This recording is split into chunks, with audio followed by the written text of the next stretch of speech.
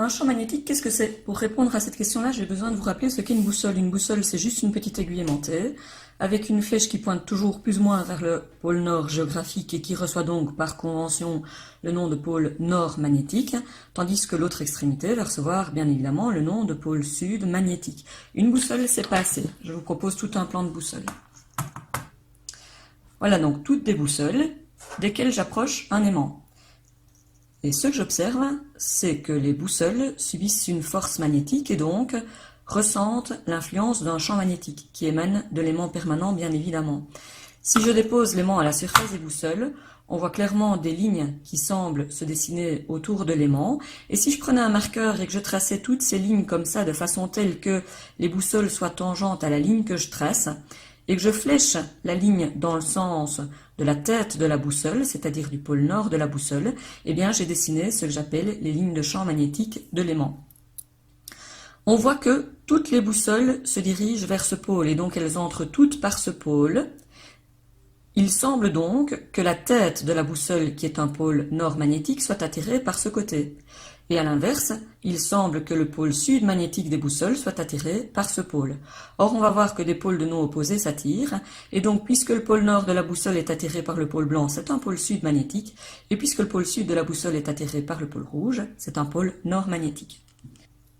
Si j'approche deux pôles nord, on voit bien que le champ magnétique sort de ce pôle et sort de celui-ci, donc ces deux pôles sont bien des pôles nord. On voit qu'il y a un genre de barrière magnétique entre les deux. Le pôle nord de cet aimant repousse le pôle nord de celui-ci. Les champs magnétiques refusent de se pénétrer mutuellement. Et si j'approche un pôle nord de l'autre, je remarque en effet qu'il y a une force de répulsion magnétique. Je retourne cet aimant pour en approcher le pôle sud. On voit clairement que les petites boussoles et donc le champ magnétique entre par ce pôle qui a reçu le nom de pôle sud, et celui-ci est toujours le pôle nord. Là, on voit un dessin complètement différent. On voit des lignes de champ qui partent de l'un et qui vont rejoindre l'autre.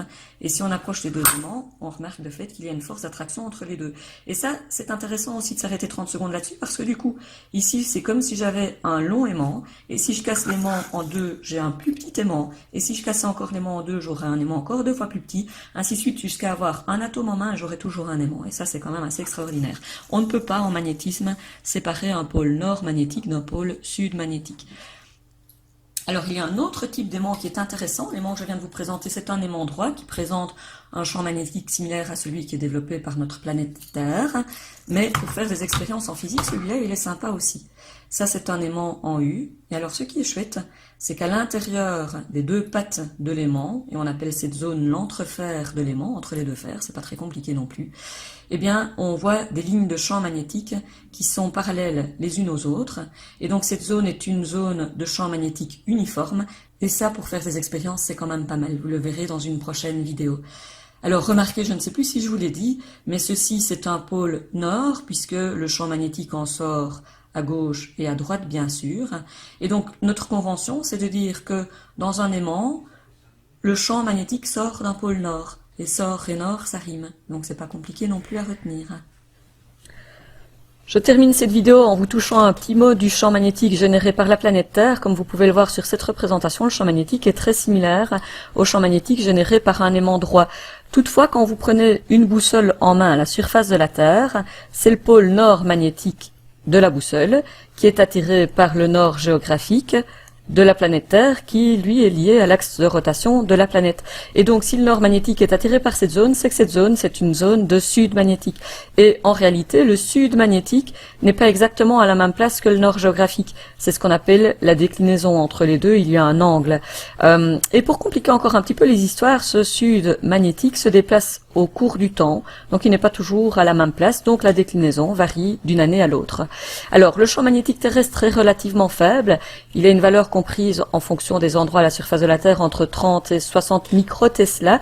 Oui, parce que je ne vous ai pas dit, vous savez depuis longtemps que les physiciens sont des gens bien, et ils ont rendu hommage à Nikola Tesla en donnant son nom à l'unité du champ magnétique que l'on modélise par un T imprimé. Alors, ce champ magnétique n'est pas partout constant à la surface de la Terre. Dans certaines zones, il s'est même inversé.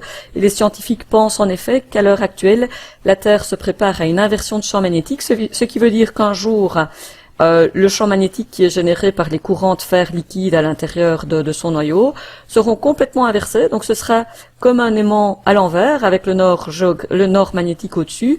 Alors fort bien, me direz-vous, parce que du coup le nord géographique ce sera presque un nord magnétique. Sauf que ce jour-là, quand vous tiendrez votre boussole en main, ce sera le sud de la boussole qui indiquera presque le nord géographique si vous avez suivi.